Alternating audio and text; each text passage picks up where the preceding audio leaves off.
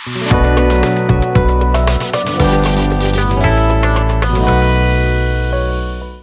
Students, समर्थ exam prep पर आपका स्वागत है।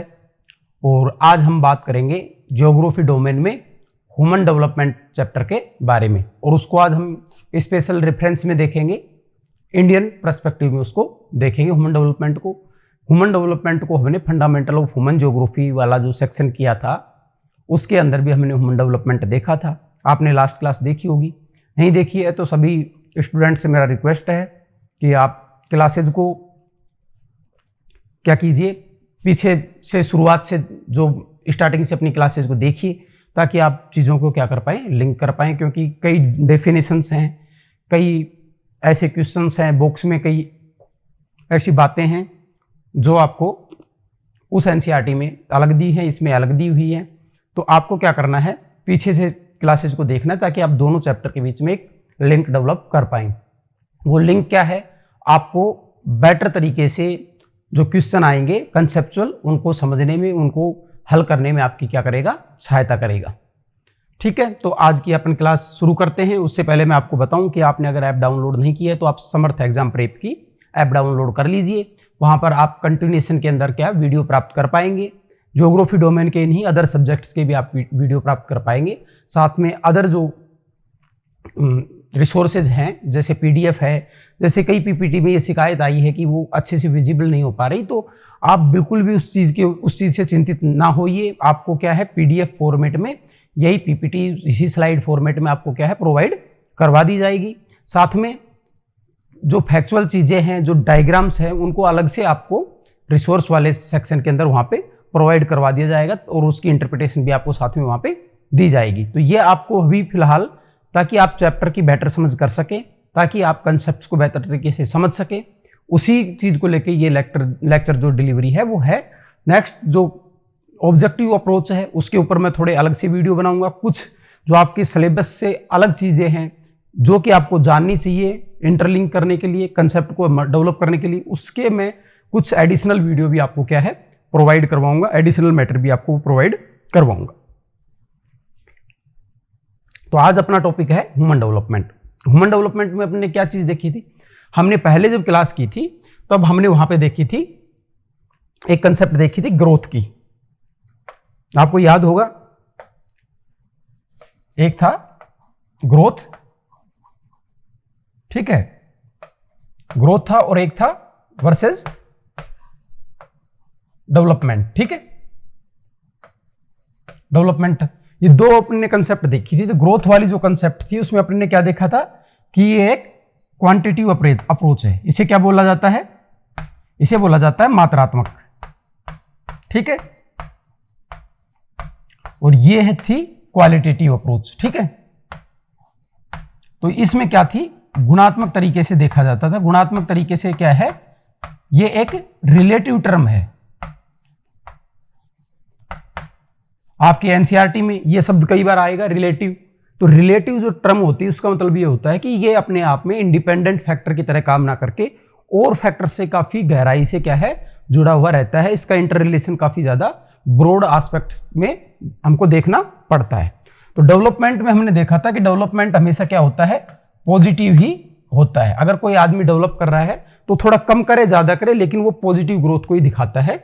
लेकिन ग्रोथ क्या है, ये पॉजिटिव भी हो सकती है और नेगेटिव भी हो सकती है। अब याद करो, पॉजिटिव और नेगेटिव ग्रोथ की बात कहां आई थी, अपन ने पहला चैप्टर क्या पढ़ा था, इंडियन पॉपुलेशन वाला जो सेक्शन अपन ने पढ़ा था, उसमें अपन ने क्या चीज देखी थी, उसमें अपन ने देखा था कि इंडियन पॉपुलेशन थी वो 1911 से लेकर 1921 का जो दशक था उसमें इसने क्या थी, माइनस में ग्रोथ रेट दिखाई थी। ठीक है, तो इस तरीके से ग्रोथ रेट क्या है, माइनस में भी हो सकती है और प्लस में भी हो सकती है, नेगेटिव पॉजिटिव दोनों हो सकती है। लेकिन डेवलपमेंट को हमेशा क्या है, पॉजिटिव पर्सपेक्टिव में ही देखा जाता है। डेवलपमेंट क्या है, डेवलपमेंट की जो कंसेप्ट है वो हमने पिछले चैप्टर में बात की थी। आपको एक रिकैप करा देता हूं, आपकी चीजें आप इस रिकॉल हो जाएंगी। तो हमने वहां पे देखा था कि ये जो कंसेप्ट है ये काफी, इसके ऊपर लगातार विचार विमर्श चलता हुआ आ रहा था। लोगों ने भाई किन चीज़ों को शामिल करें, किन चीज़ों पे को शामिल ना करें, इन सब जद्दोजहद के बीच 1990 के दशक में महबूब उल हक और अमर्त्य सेन ने HDI इंडेक्स बनाया था, जिसे बोला जाता है ह्यूमन डेवलपमेंट इंडेक्स, जिसे कौन जारी करता है? UNDP, United Nation Development Programme. ठीक है, ये इसको क्या करता है? जारी करता है। उसमें हमने देखा था उन्होंने शिक्षा, जीवन प्रत्याशा और जो राष्ट्रीय स्तर की जो आय थी उसको उसके अंदर लिया था। तो ये पहला पैरामीटर था अंतरराष्ट्रीय स्तर पे जिसने क्या किया? डेवलपमेंट को मेजर करने का एक स्पेसिफिक अपने को क्राइटेरिया दिया, पैरामीटर्स दिए। इसके बाद फिर हमने देखा इसमें बहुत सारे एस्पेक्ट टाइम के साथ जोड़े गए, जिनमें जेंडर जो इंडेक्स था वो भी उसके अंदर, जेंडर इक्वलिटी इंडेक्स GII, ठीक है, वो भी इसके अंदर जोड़ा गया। फिर एक मल्टीपल पॉवर्टी इंडेक्स भी इसके अंदर, MPI भी इसके अंदर जोड़ा गया। तो इस तरीके से क्या है, बाद में इसके अंदर चीजें जोड़ी गई हैं और अब भी आगे भी इसके अंदर क्या है, चीजें जोड़ी जा रही हैं। तो इसका कोई निश्चित क्राइटेरिया नहीं है। HDI जो इंडेक्स आए, अगर आपके क्वेश्चन आता है तो HDI इंडेक्स आए तो उसके जो क्राइटेरिया हैं वो 3 क्राइटेरिया रहेंगे: शिक्षा, जीवन प्रत्याशा, स्वास्थ्य, लाइफ एक्सपेक्टेंसी, और तीसरा इनकम वाला सेगमेंट। ठीक है, लेकिन अगर डेवलपमेंट को ब्रॉडर टर्म में देखें तो अमर्त्य सेन ने वहां अपने एक बॉक्स पढ़ा था, तो अमर्त्य सेन जी ने क्या कहा था? अमर्त्य सेन जी ने कहा था कि डेवलपमेंट क्या है? आदमी की कैपेसिटी बिल्डिंग का एक तरीका है, कि आदमी की क्या है? क्षमता का संवर्धन करता है, उसकी चूज करने की क्षमता को क्या करता है? बढ़ाता है, उसके पास क्या करता है? ऑप्शंस बढ़ाता है। जैसे आपके पास क्या है, इतने रिसोर्स हैं कि आप एक निश्चित जगह पे ही पढ़ सकते हो, भले ही उसकी क्वालिटी कुछ भी हो। तो इसका मतलब क्या हुआ? आपके पास चॉइस नहीं है। पर जब आपके पास रिसोर्स होंगे तो आप क्या करोगे? आपके पास इंस्टीट्यूशंस की एक लिस्ट होगी और उस लिस्ट में से आप क्या करेंगे? चूज करेंगे। तब क्या होंगे? आप एम्पावर्ड होंगे। अलग शब्द में बात करूं, मान लीजिए कि आपने अपनी तैयारी के दौरान सही से समय नहीं दिया, अपने अच्छे इंस्टीट्यूशंस का सिलेक्शन, अच्छी बुक्स का या अच्छे नोट्स का सिलेक्शन नहीं किया, तो आपके पास क्या है?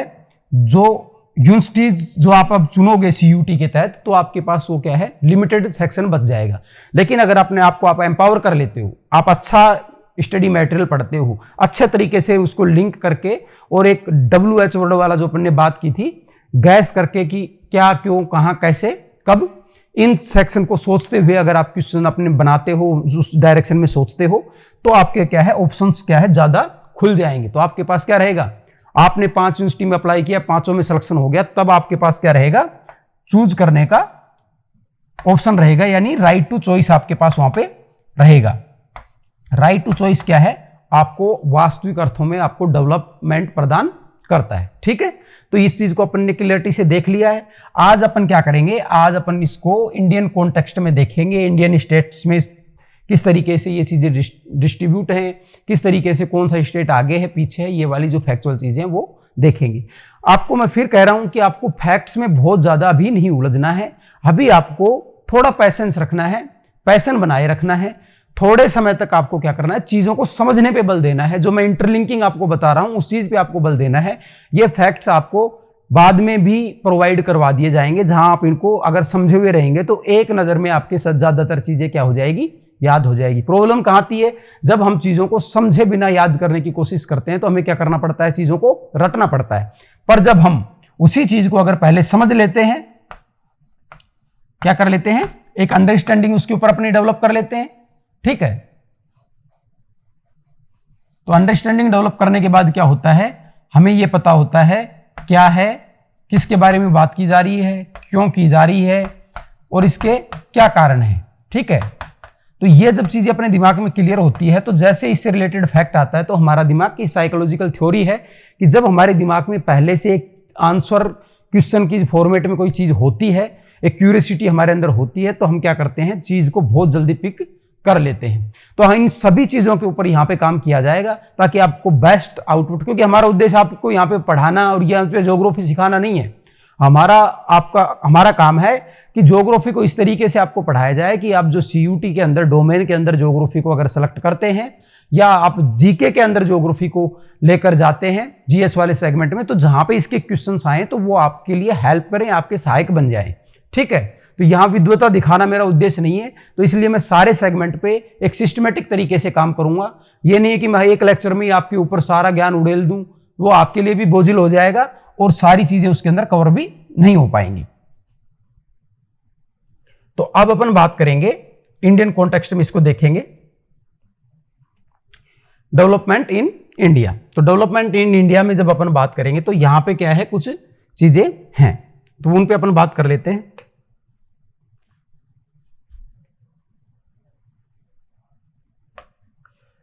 India has mixed experience. देखिए फिर बात कर रहा हूं, फिर याद करा रहा हूं आपको इस चीज को। पॉपुलेशन से रिलेटेड या ज्योग्राफिकल एस्पेक्ट कोई होता है तो उसके अंदर स्टेबिलिटी है ना, स्टेबिलिटी या एक हार्मोनी, ठीक है, यह चीज क्या है, नहीं पाई जाती। क्यों नहीं पाई जाती? क्योंकि अपन ने बात की थी ज्योग्राफी में कि हम चीजों को कैसे देखते हैं, एक तो स्पेशियल और एक टेम्पोरल, ठीक है, दो एस्पेक्ट में अपन देखते हैं, जिसको हिंदी में क्या बोला जाता है, देश और काल। देश काल के संदर्भ में ये दो चश्मे होते हैं। एक चश्मे में क्या, एक तरफ टाइम होता है, एक तरफ स्पेस होता है जब ज्योग्राफी पढ़ते हैं तो, ठीक है। तो ये आपको ज्योग्राफी का चश्मा पढ़ते हुए हमेशा कैसा चश्मा लगाना है, जिसमें एक तरफ स्पेशियल पैटर्न की बात करे और एक तरफ उसके टेम्पोरल एनालिसिस की बात की जाए। तो अब स्पेशियल और टेम्पोरल एनालिसिस की बात की जाती है तो अपन पाते हैं कि पूरी दुनिया में सोसाइटीज का डेवलपमेंट है वो अलग अलग तरीके से हुआ है। तो अलग अलग तरीके से डेवलपमेंट होने की वजह से जो ज्योग्राफिकल फीचर हैं, फैक्टर हैं, कल्चरल जो फीचर हैं, फैक्टर हैं, वो क्या है, उनके अंदर एक सिमिलरिटी नहीं पाई जाती, उनके अंदर एक क्या देखा जाता है, अनइवननेस देखी जाती है, ठीक है। तो यही इंडिया के अंदर भी है कि सारे स्टेट में क्या है, इक्वल रिसोर्सेज नहीं है, इक्वल ज्योग्राफिकल कंडीशन नहीं है। तो डेवलपमेंट के अंदर क्या चीजें काम करती हैं, सारे एस्पेक्ट मिलकर काम करते हैं। तो उससे क्या हो जाता है कि एक मिक्स्ड पैटर्न हमारे सामने निकल कर आता है, ठीक है। The distribution of available opportunities is uneven. देख लो सेम चीज आई है। अब ये आपको ऐसा लगेगा कि ये चीज मैंने इस स्लाइड में पहले पढ़ी हुई है तो आपको ऐसे बताइए, ये बात ऐसे नहीं है। मैं आपको ये सोचने का एक तरीका बता रहा हूं कि अगर आप चीज को समझ पाएंगे तो आपको पता रहेगा कि अगली लाइन क्या हो सकती है, ठीक है। A small section of population enjoy all the available modern facilities, other hand जो अदर सेक्शन है जिसमें आपकी बुक में दिया है, जैसे एससी है, एसटी है, लैंडलेस एग्रीकल्चर लेबर है, पुअर फार्मर्स हैं, स्लम डिवेलर्स हैं और अदर वीकर सेक्शन है, उनके पास क्या है, बहुत कम बेसिक कम्युनिटीज, बहुत कम रिसोर्सेज क्या है, एलोकेट हैं। तो ये चीज किस चीज को दिखा रही है, ये चीज क्या दिखा रही है, सोशल अनइक्वलिटी को दिखा रही है। सोशल अनइक्वलिटी में क्या चीज होती है, सोशल अनइक्वलिटी में चीज होती है भाई, दो तरीके से अपन इसको क्या करते हैं, सोशल अनइक्वलिटी को समझ सकते हैं आपके लिए। एक चीज होती है वर्टिकल, ठीक है, एक चीज होती है हॉरिजॉन्टल। ज्योग्राफी में जब अपन चीजों को पढ़ते हैं तो हम इन दोनों संदर्भ में चीजों को देखते हैं। वर्टिकली देखी जाती है जैसे अपन किसी एक ही जगह के अंदर चीजों को देखें, जैसे किसी एक स्टेट के अंदर अपन मान लो बात करें तो अपन क्या है, वहां के लोगों में देखें तो ये वर्टिकल चीज हो गई। और जब अपन उसको एक स्पेस में तुलना करते हुए, भाई राजस्थान में कैसा है, हरियाणा में कैसा है, यूपी में कैसा है, तमिलनाडु में कैसा है, केरला में कैसा है, आंध्र प्रदेश में कैसा है, महाराष्ट्र में कैसा है, ओडिशा में कैसा है, छत्तीसगढ़ में कैसा है, जब इसको हम क्या है एक क्षैतिज लेवल पे, हॉरिजॉन्टल लेवल पे देखते हैं तो उसे हॉरिजॉन्टल क्या है, डिस्ट्रीब्यूशन कहा जाता है। तो अनइक्वलिटी भी वर्टिकल और हॉरिजॉन्टल दोनों तरीके की होती है, ठीक है।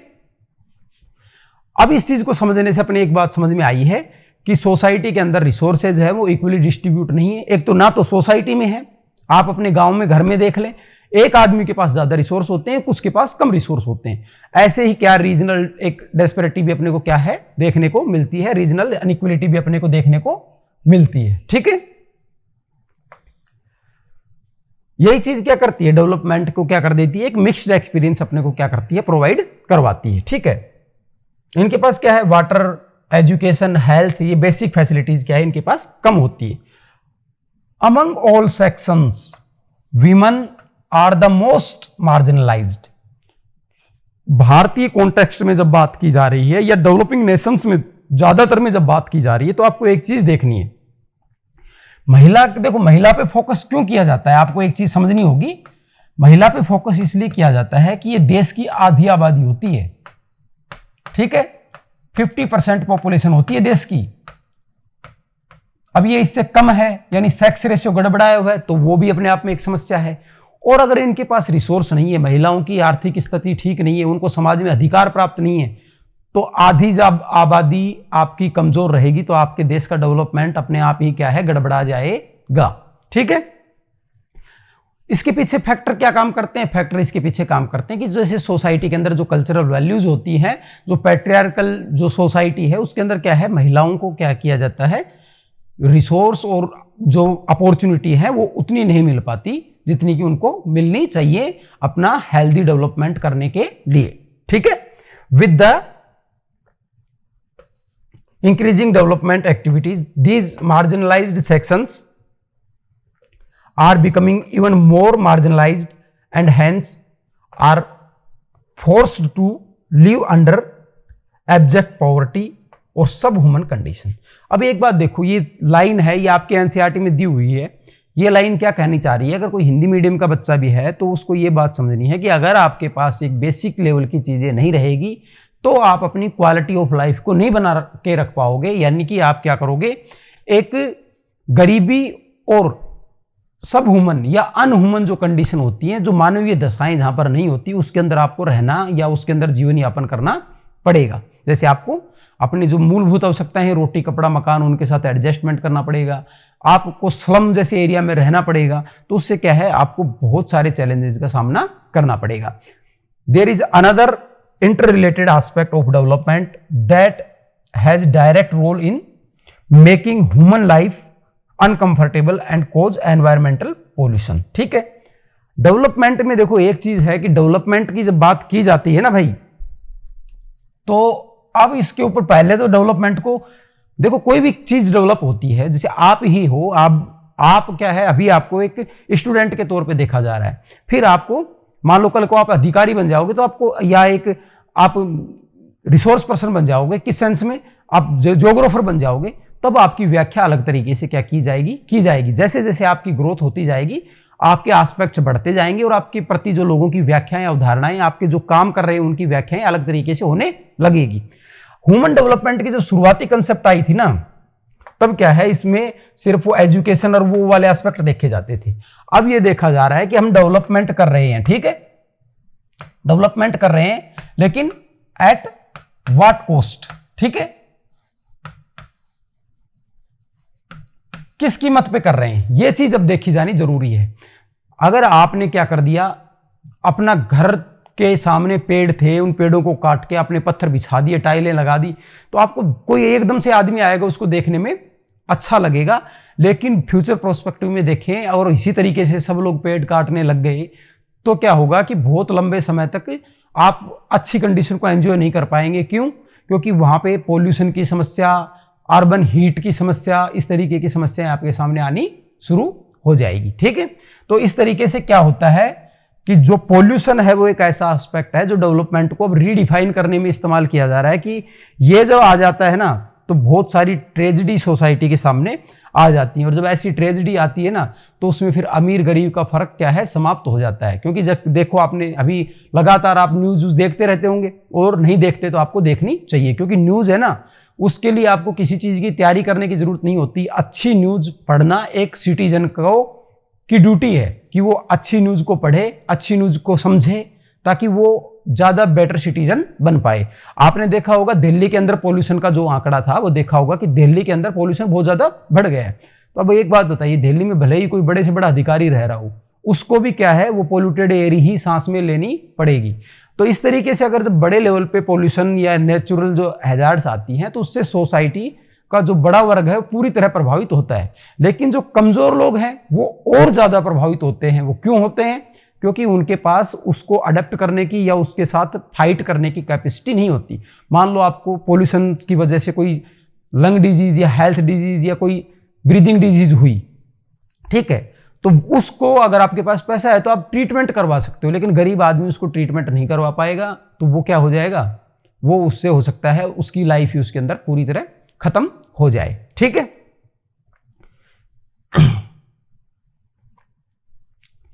अब अपन देख रहे हैं, इसी में आगे फर्दर अपन देखते हैं जो आपके चैप्टर में शुरू में जो चीजें दी गई हैं उसमें किस तरीके से चीजें दी गई हैं। Consequently the poor are being subjected to 3 interrelated process of declining capabilities. ठीक है, लोगों की क्या होती है, जो पुअर लोग हैं उन लोगों के सामने क्या आता है, उनकी क्षमताएं क्या हो जाती कम। देखो कैपेबिलिटी शब्द आया है तो आपके आते दिमाग में क्या आया, आपके दिमाग में लगातार जब तक ये पढ़ो तो चलना चाहिए ह्यूमन डेवलपमेंट। ह्यूमन डेवलपमेंट की बात आती है आपके दिमाग में आएंगे अमर्त्य सेन महोदय। अमर्त्य सेन महोदय आते हैं आपके दिमाग में क्या आएगा, कैपेसिटी बिल्डिंग। कैपेसिटी अगर किसी की कम डिक्लाइन हो रही है तो क्या हो रहा है, डेवलपमेंट रेट क्या है यहां पर गिर रही है। ठीक है, तो डेवलपमेंट जब कौन सी कैपेबिलिटी कम होती है पूरे आदमी की, जब इस तरीके की चीजें आती हैं उसकी सोशल कैपेबिलिटी हो जाती है। ठीक है, किस तरीके से, डिस्प्लेसमेंट हो जाता है। ठीक है, और जो वीकनिंग ऑफ सोशल टाइज हो जाती है, कोई बाढ़ आती है, कोई हैजार्ड आती है, कोई इस तरीके की चीज होती है तो वो आदमी को क्या होना पड़ता है, विस्थापन करना पड़ता है। ठीक है, विस्थापन करना पड़ता है। रिफ्यूजी जो होते हैं, टर्म आती है, वो रिफ्यूजी बन जाता है। ठीक है, रिफ्यूजी बनने से क्या होता है, वो अपनी जड़ों से कट जाता है, उसकी बहुत सी चीजें हैं पीछे छूट जाती हैं। ठीक है, एनवायरमेंट कैपेबिलिटीज में क्या आती है, वो क्या है, पॉल्यूशन है वो बढ़ जाता है तो क्या है, उसकी जो कैपेबिलिटी है वो कम पड़ जाती है। उन चीजों से लड़ने की उसकी क्षमता क्या है, ऑलरेडी वो पुअर है तो उसकी समस्या क्या है और ज्यादा घट जाती है। और पर्सनल कैपेबिलिटीज की बात की जाए तो increasing incidence of disease and accidents. ठीक है, तो इससे क्या होता है, जब उसकी कैपेसिटी कम होती है तो उसकी क्या, बीमारियों की दर बढ़ जाती है, एक्सीडेंट्स की दर, दुर्घटनाओं की दर उसके साथ क्या है, बढ़ जाती है। तो ये आपसे क्वेश्चन फॉर्म में पूछ सकता है। मैं आपको हाईलाइट कर दूंगा जो चीज पूछी जा सकती है। वो किस तरीके से पूछी जा सकती है, पूछी जा सकती है कि जो इंटररिलेटेड प्रोसेस है वो डिक्लाइनिंग करती है कैपेसिटी की। पहली बात तो किन की, पुअर लोगों की करती है। ठीक है भाई, दूसरी बात आएगी इसमें कितने चीजें हैं, तो ये 3 इंटररिलेटेड प्रोसेसेस हैं। तो इसमें कौन कौन सी दी है, ये बुक में आने की वजह से 3 ही आई है तो ये अपने आप में क्वेश्चन बन गया। जर्नल समझ के आधार पे आप इसमें और भी कोई एस्पेक्ट जोड़ सकते हो, पर जब आपकी बुक में ये 3 दे दी हैं तो बेसिक सी बात है कि इन 3 पे ही आपको फोकस करना है। अगर कोई चौथी हो तो आपको क्वेश्चन को एलिमिनेट करने में उस ऑप्शन को ध्यान में रखना है कि ये 3 ही दी हैं, सोशल, एनवायरमेंट और पर्सनल। ठीक है, human development is a process of widening and providing more choice to people. देख लो आ गई चीज, the more opportunity for education, health care, empowerment, income and covering all the choice for a healthy physical environment to economic, social and political freedom. ठीक है, अब देखो कितनी क्लियरिटी से आपके इसके अंदर ये बात बताई गई है।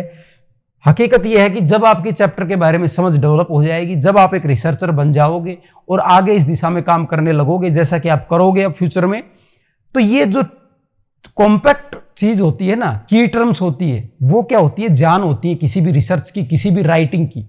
जब तक आप इस तरीके के कंक्रीट वर्ड्स या कंक्रीट जो की टर्म्स नहीं लेके आओगे ना, तो आपकी जो लेखन शैली है, मान लो आप सिविल सर्विस की भी तैयारी करोगे, किसी कंपिटिटिव एग्जाम की भी तैयारी करोगे, या आप अपनी कॉलेज में जाके आंसर राइटिंग करोगे, तो आपको ऐसे की टर्म्स आपको उसके अंदर डालनी पड़ेंगी जिससे कि आपके आंसर में गहराई आएगी, एक डेप्थ आएगी।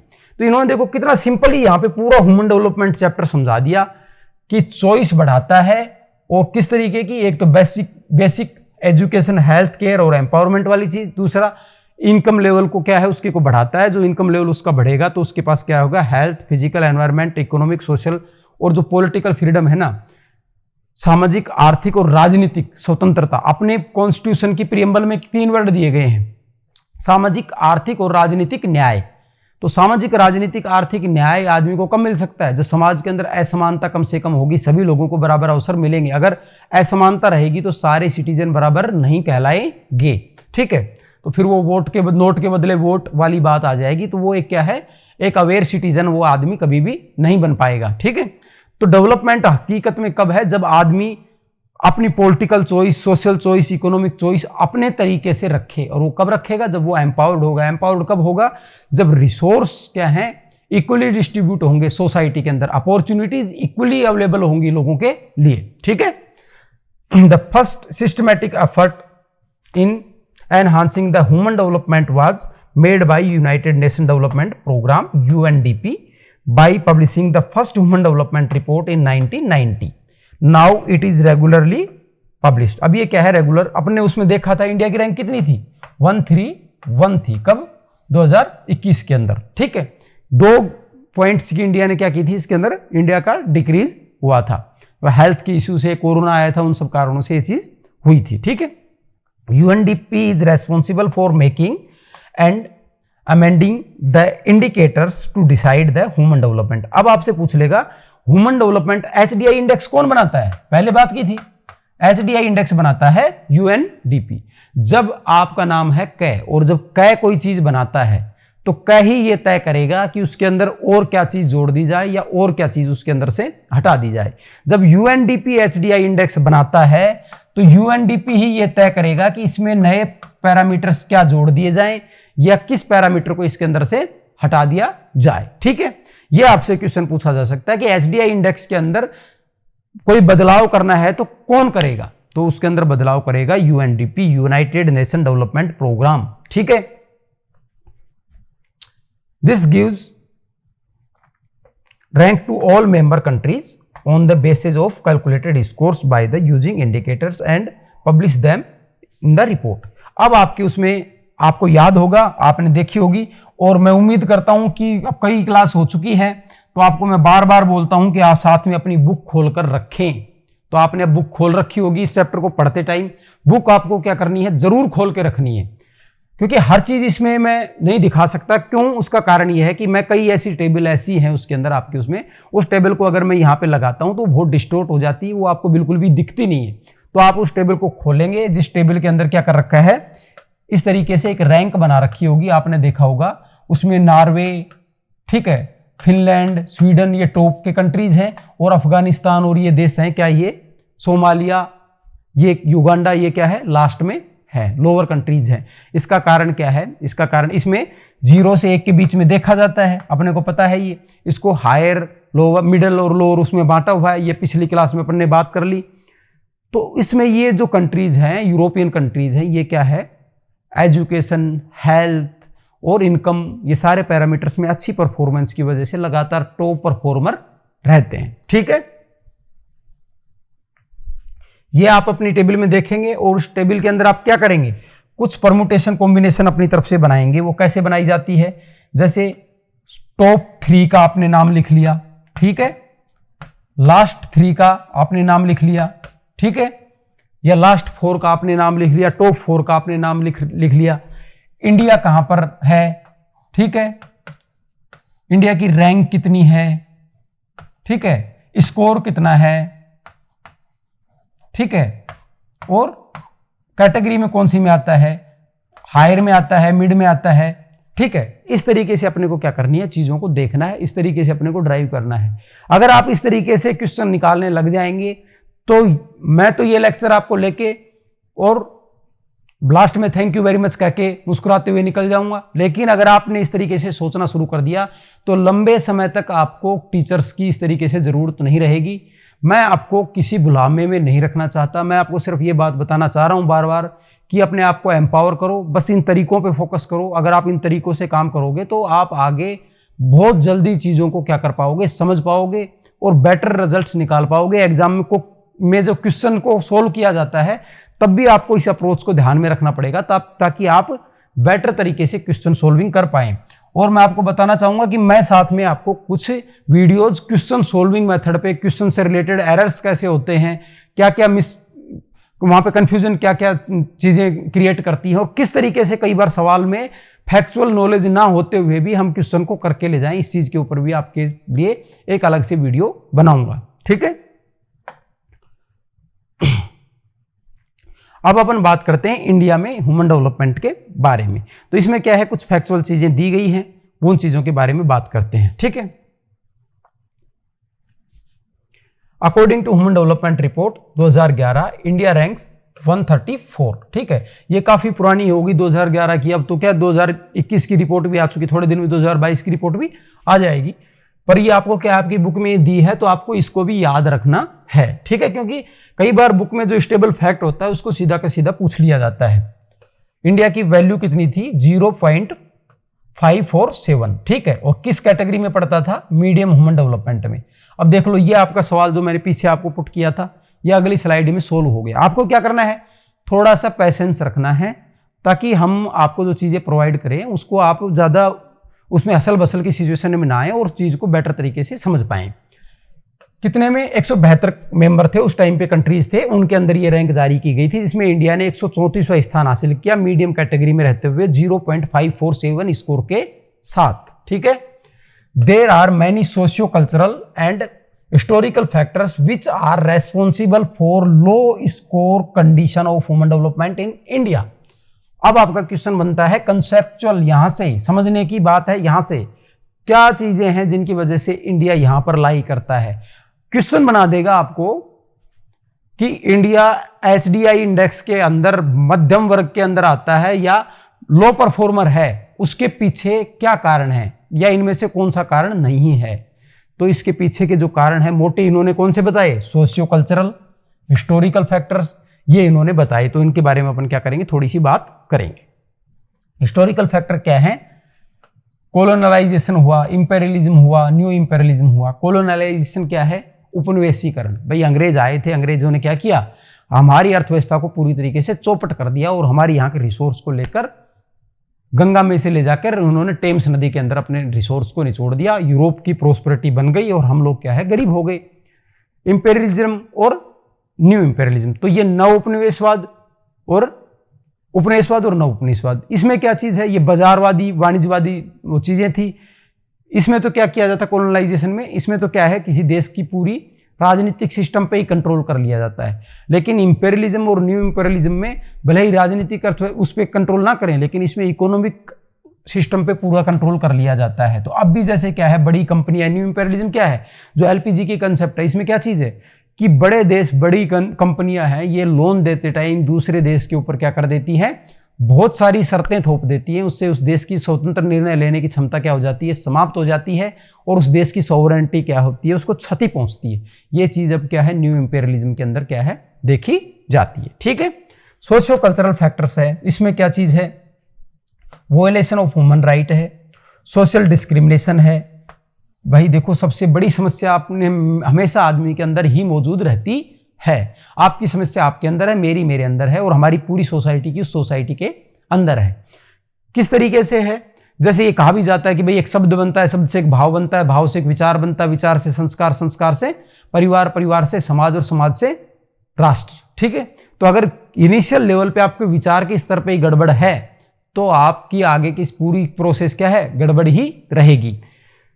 आप देखिए, आपकी समाज के अंदर क्षेत्रवाद, जातिवाद, इस तरीके के मुद्दे हैं, अब नहीं पहले से ही थे। महिलाओं की स्थिति बहुत खराब है। ऐसे में क्या दोष था कि वो लोग आकर आपको गुलाम बना लें, क्यों, क्योंकि आप ऑलरेडी इतने कमजोर थे कि आप गुलाम बनाए जाने लायक थे। अगर आप मजबूत होते तो आप गुलाम बनते ही नहीं। तो अब भी जब तक ये चीजें रहेगी तो आप डेवलप्ड नहीं हो पाएंगे। जब तक कौन सी चीजें रहेगी, ये धर्म की, क्षेत्रवाद की, जेंडर और कास्ट की जो आपके अंदर बायसनेस है, भेदभाव, पक्षपात की जो विचारधारा है, ये जब तक आपके अंदर रहेगी तब तक आपकी सोसाइटी क्या है, डेवलपमेंट, या हमारी सोसाइटी क्या है, डेवलपमेंट नहीं कर पाएगी। ठीक है।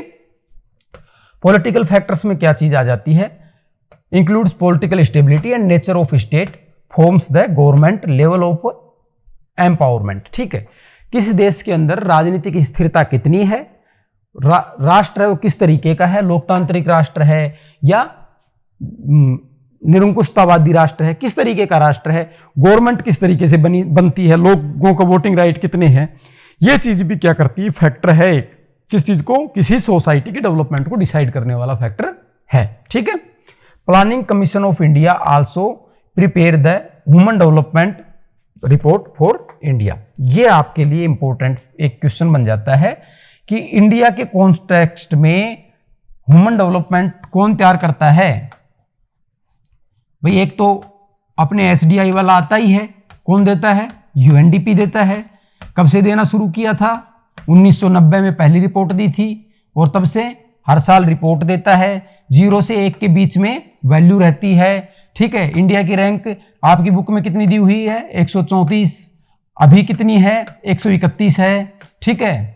ये तो क्या है, उसके फैक्ट हो गए। किसने बनाई थी ये एचडीआई इंडेक्स, महबूब उल हक और प्रोफेसर अमर्त्य सेन ने। ठीक है। इनको इकोनॉमिक्स का नोबेल पुरस्कार भी मिला था। ठीक है सर। तो ये चीज है। अब अपन देखते हैं कि अब इंडिया में इस कॉन्टेक्स्ट में कौन काम करता है? इंडिया में काम करता है प्लानिंग कमीशन ऑफ इंडिया। ठीक है, कब तक करता था? जब तक प्लानिंग कमीशन ऑफ इंडिया था। 2015 में अपन ने क्या देखा? नीति आयोग बना दिया गया। अब प्लानिंग कमीशन नाम की संस्था को क्या कर दिया गया है? समाप्त कर दिया गया है।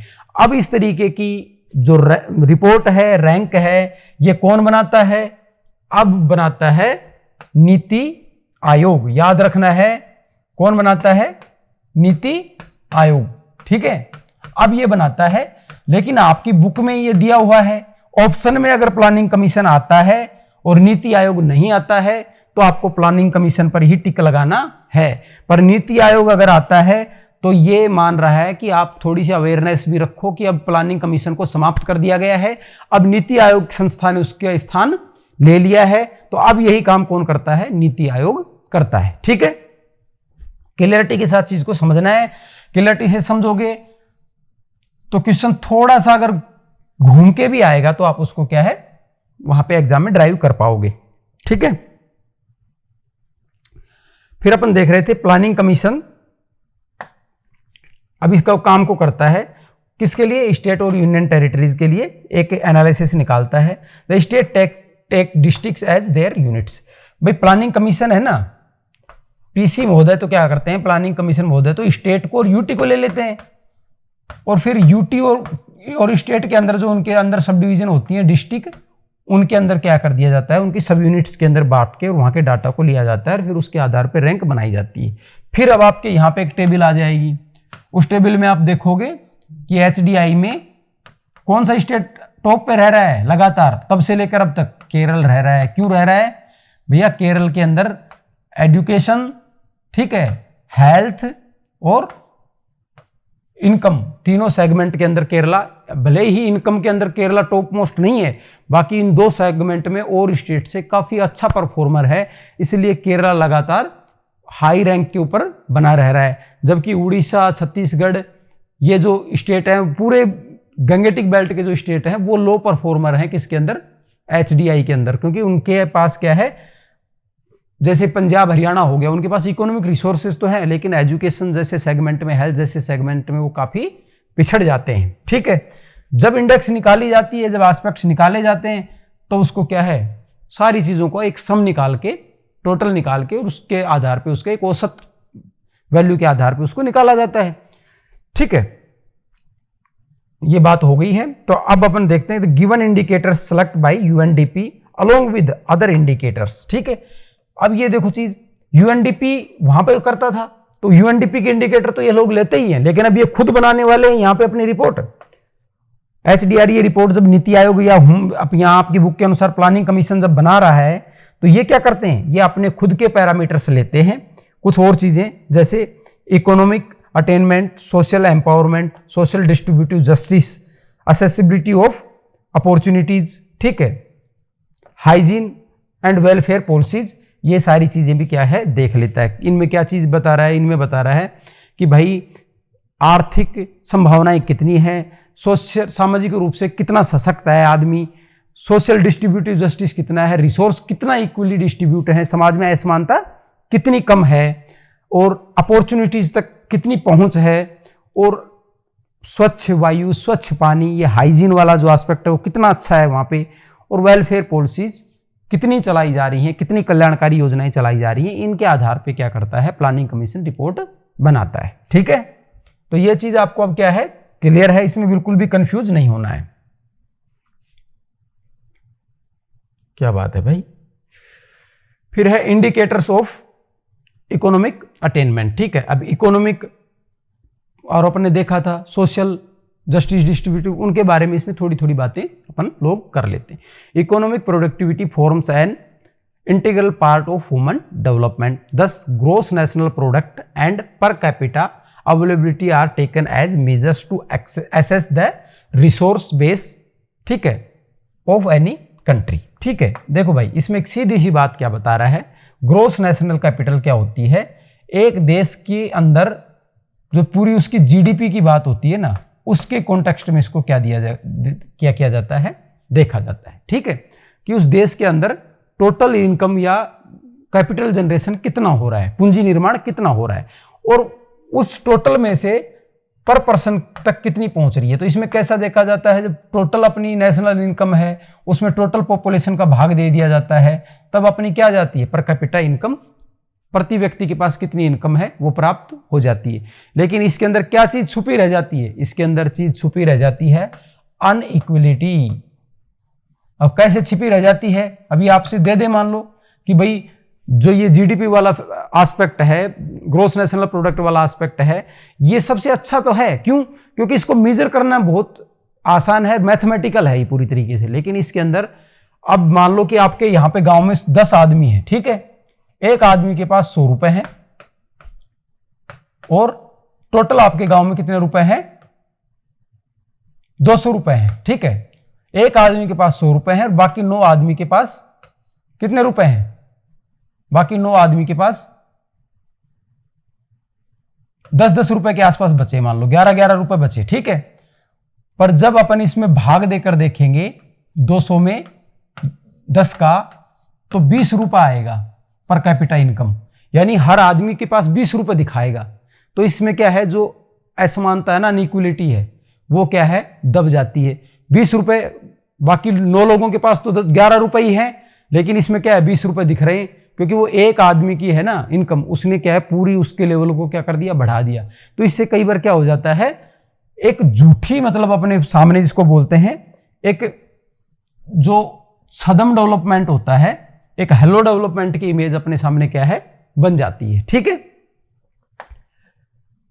On one side Indian GDP are current prices 32,000 crore की है, ठीक है, एंड इट्स पर कैपिटा कितनी है, एक आदमी के पास 20,813 रुपए की बात कर रहा है, ठीक है। ये क्या है, बहुत अच्छी ग्रोथ को दिखा रहा है, बहुत अच्छे रिसोर्स बेस को क्या कर रहा है, दिखा रहा है, अगर ये है तो, ठीक है, समझ रहे हो बात को, इतना है तो बहुत अच्छी उसको दिखा रहा है। लेकिन वही बात, इसमें क्या चीज है, इसमें अनइक्वलिटी क्या है, छुपी हुई है। But on the other side the existence of poverty, deprivation, malnutrition, illiteracy, different prejudice like caste, religion and gender discrimination are showing a different face of economic achievements। कह रहा है एक तरफ हम ये ग्रोथ तो लगातार अचीव करते जा रहे हैं, पर कैपिटा इनकम और जीडीपी तो क्या करते जा रहे हैं, बढ़ाते जा रहे हैं, लेकिन इस चीज में जो सोशल एस्पेक्ट है, जो हमारा डेवलपमेंट में देखा जाता है, उसमें लगातार हम क्या करते हैं, पिछड़ते हुए दिख रहे हैं। इससे हमारी ओवरऑल जो रैंक बनेगी, ओवरऑल जो हमारी रैंकिंग बनेगी, वो क्या है, नीचे चली जाएगी, ठीक है। तो ये क्या है, ग्रोथ को सक कर जाएंगे, ग्रोथ सकर्स हैं ये, क्या, ये डिस्पैरिटीज, डिप्राइवेशन जो चीजें हैं, ये ग्रोथ को सकर कर जाते हैं, सक कर जाते हैं वापिस, ठीक है। अब इसमें क्या चीजें देखी जाती है, किस तरीके से इसको पर कैपिटा इनकम वाला जो आपका सेक्शन है, उसके ऊपर आपकी बुक में काफी डिटेल में बताया गया है। उसमें आपको थोड़ा सा क्या है, उसको देखना है, आपको कहां से सवाल पुटअप किया जा सकता है, ठीक है। The special pattern of per capita income is uneven, ठीक है। देखो ये टर्म आपको देख लो, ज्योग्राफी में बहुत मिलेगी, और जिस बच्चे ने इस बात को समझ लिया, रट लिया नहीं, समझ लिया क्यों अनइवन, तो आपके लिए बहुत आसान हो जाएगी चीजें, ठीक है। स्टेट्स हैविंग हाई पर capita income more than 4,000 per year in 1980, ठीक है। 80 और 81 के प्राइस के आधार पे देखा जाए तो जो स्टेट जिनकी 4,000 से ज्यादा पर ईयर की थी, वो क्या है, हाई उसमें रखे गए। इनमें थे महाराष्ट्र, पंजाब, हरियाणा, गुजरात, दिल्ली, ठीक है।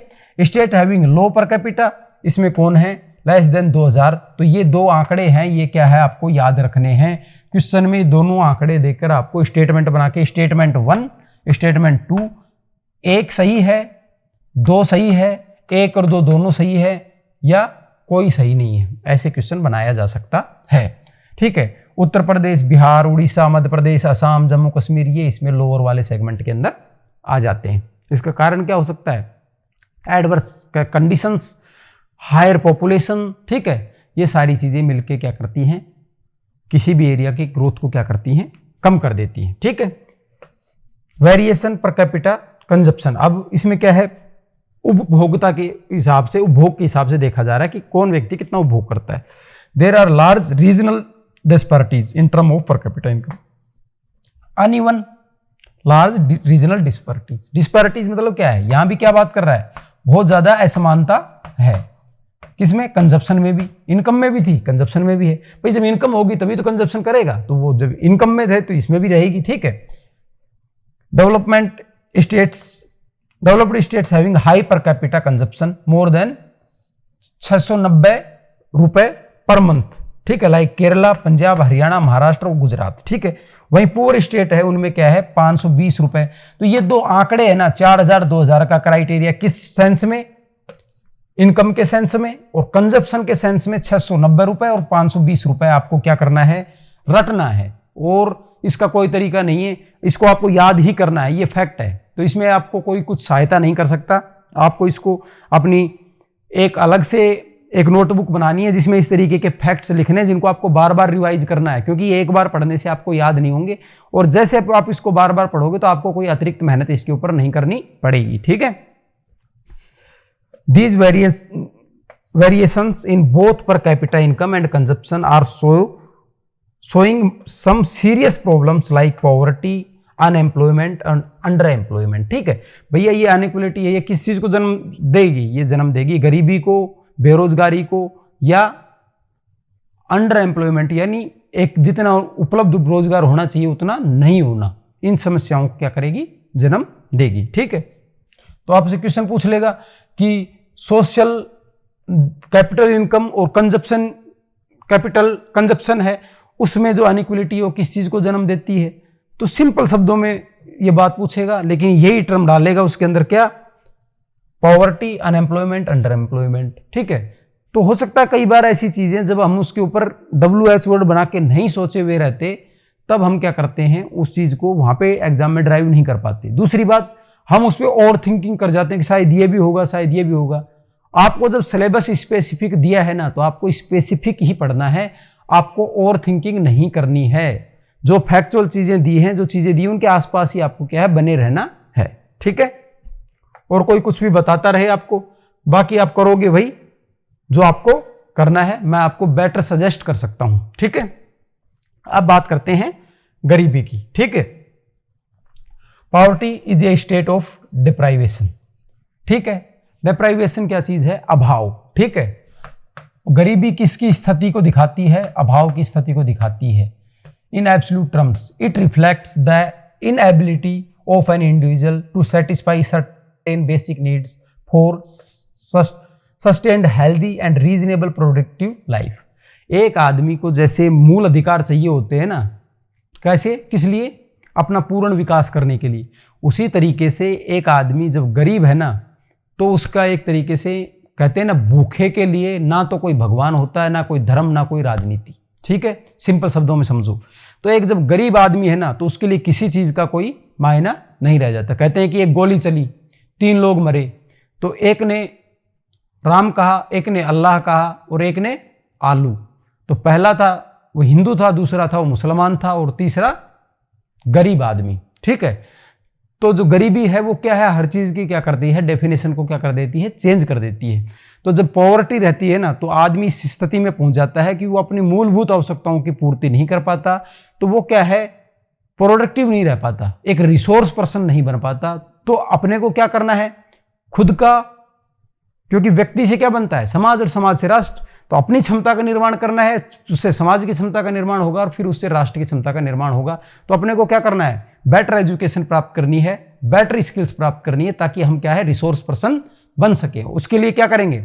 उसके लिए हम जाएंगे सेंट्रल यूनिवर्सिटीज, और वहां से अगर जरूरत पड़ी तो हम जाएंगे अब्रॉड फॉर फर्दर एजुकेशन। ठीक है।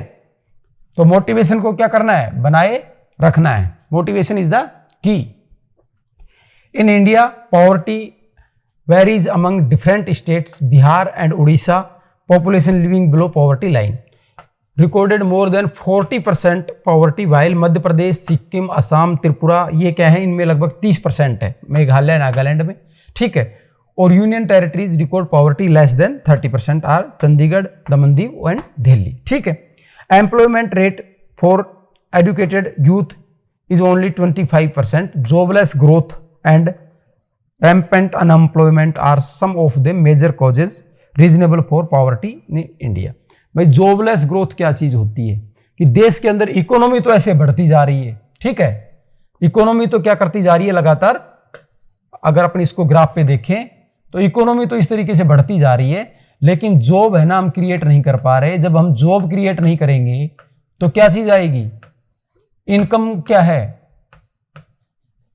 इनकम इक्वली डिस्ट्रीब्यूट नहीं होगी सोसाइटी में, तो उससे क्या होगा। अब इसको सिंपल शब्दों में समझो, आपकी फैमिली के अंदर 5 लोग हैं, 5 लोग अगर बराबर का कमाते हैं तो बराबर का कंजप्शन करेंगे। वो किसी दुकान से सामान लाएंगे, उस दुकान का सामान बिकेगा, वो दुकान वाला किसी और जगह से सामान लाएगा तो वो आदमी और ज्यादा उत्पादन करेगा। इस तरीके से क्या होगा, पूरी देश की इकोनॉमिक चक्कर को एक गति मिलेगी, पूरा देश का इकोनॉमी क्या होगा, बूस्ट होगा।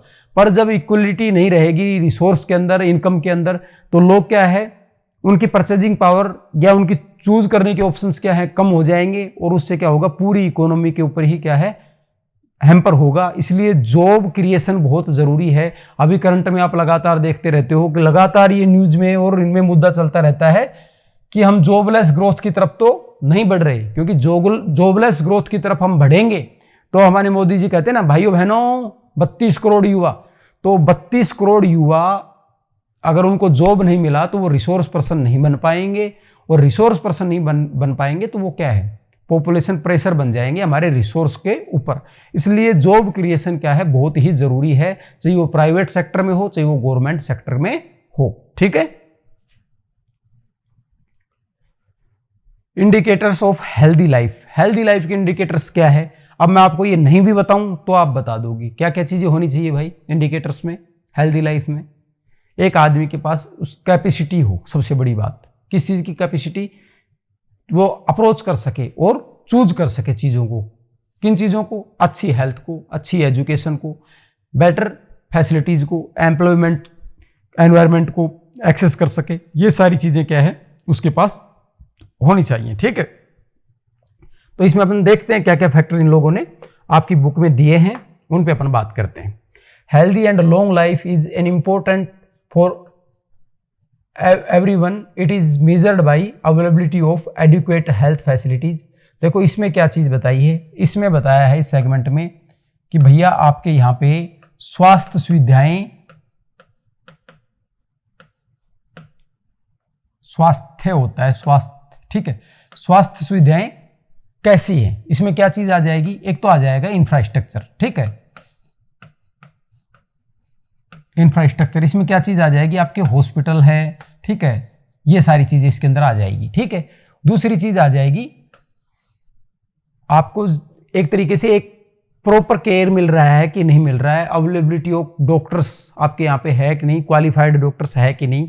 तो इससे सारी चीज क्या होगी, इससे क्या होगी, आपकी हेल्थ पे असर पड़ेगा। किस तरीके से, आपने देखा होगा कि गरीब देश होते हैं, अल्प विकसित देश होते हैं, उनके अंदर माल न्यूट्रिशन बहुत ज्यादा होता है, कुपोषण बहुत ज्यादा होता है, उनके अंदर मातृ मृत्यु दर बहुत ज्यादा होती है, उनके अंदर बाल मृत्यु दर बहुत ज्यादा होती है, और उनके अंदर लाइफ एक्सपेक्टेंसी भी क्या है, कम होती है। इसे बोला जाता है जीवन प्रत्याशा। ठीक है, यानी लोग कम उम्र में ही मर जाते हैं। और जब ये समस्या होती है तो क्या है, देश का जो रिसोर्स है ना, वो इन चीजों के ऊपर क्या है, खर्च होने लग जाता है। इस लेवल को अगर आप एक बार अचीव कर लें तो क्या है, आपका जो पैसा है फिर आप उस पैसे को क्या कर सकते हो, और प्रोडक्टिव चीजों के अंदर भी लगा सकते हो। ये नहीं कहते कि भाई बीमारी क्या है, सब कुछ खा जाती है, गरीब आदमी है उसका बीमारी में अगर पैसा लगने लगता है तो वो क्या है, सब चीजों को समाप्त कर देती है। ठीक है। मोर्टिलिटी रेट देखी जाती है, in India successful in declining mortality rate 1951 में कितनी थी ये देखना है अपने को। 1951 में अपने यहाँ पे 25.1 थी। ठीक है, और इसको किस पे काउंट किया जाता है, प्रति 1000 पे काउंट किया जाता है, ये ध्यान रखना है।